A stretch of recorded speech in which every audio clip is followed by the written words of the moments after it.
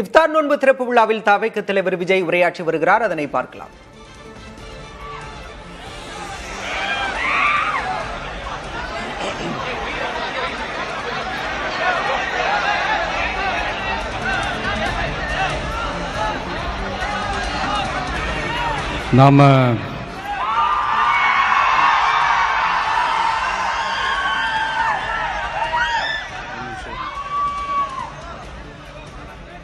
நாம் அரசியலுக்கு வந்ததிலிருந்தே நம்மளை பற்றி நிறையா சில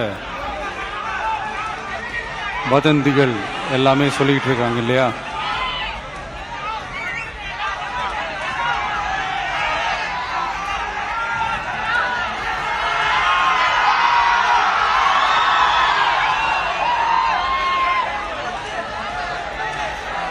ஒரு சின்ன விஷயம் நான் சொல்லிட்டு போயிடுறேன், கொஞ்சம் சைலண்டாக இருக்கும் ப்ளீஸ்.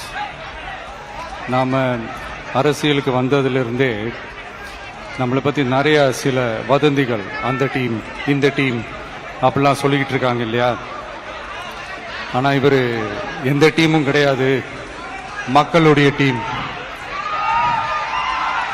பீப்புள்ஸ் டீம் அப்படின்னு எல்லாருக்கும் தெரிஞ்சதுக்கப்புறம் வேற என்ன அவதூறு பரப்பலாம் இவர் மேல அப்படின்ட்டு ட்ரை பண்ணி எல்லாமே அவங்களுக்கு ஒர்க் அவுட் ஆகல. ஸோ கடைசியில் என்னதான் இந்த விஜயை பண்ணலாம் அப்படின்னு நினைக்கும் போது தான் இந்த கூட்டணி அந்த கூட்டணிலாம் சேர போறாரு அப்படின்ட்டு ஒரு பொய்யான ஒரு பிரச்சாரத்தை பண்ணிக்கிட்டு இருந்தாங்க. இந்த நியூஸ் எல்லாம் கேட்டு நீங்க கொஞ்சம் கன்ஃபியூஸ் ஆயிருப்பீங்க. அதனால இங்க மறுபடியும் ஓப்பனா தெளிவா ஒரு விஷயத்தை நான் சொல்றேன். நாங்க எப்பவுமே மதச்சார்பற்ற கொள்கைன்றதுல அந்த ஸ்டாண்ட்லயோ மதச்சார்பற்ற சமூக நீதி என்ற அந்த நிலைப்பாட்டிலேயோ எப்பவுமே சமரசம் வச்சுக்கவே மாட்டோம். நம்மளுடைய தலைமையில தான் ஆட்சி அப்படின்றதுல எப்பவுமே உறுதியா இருக்கிறோம்.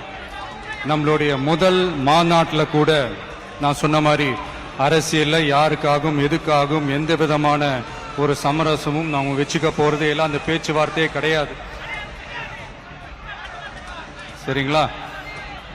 அதனால யார் என்ன அவதூறு பரப்புனாலும் தயவு செஞ்சு அதை நம்பாதீங்க. எல்லாம் வல்ல இறைவனின் அருளால் நாம நினைச்ச டார்கெட்டை நம்மளால நிச்சயமா அடைய முடியும். இன்னைக்கு என்னுடைய இஸ்லாமிய சகோதர சகோதரிகளுக்கு என்னுடைய ரமலான் நல்வாழ்த்துக்கள்.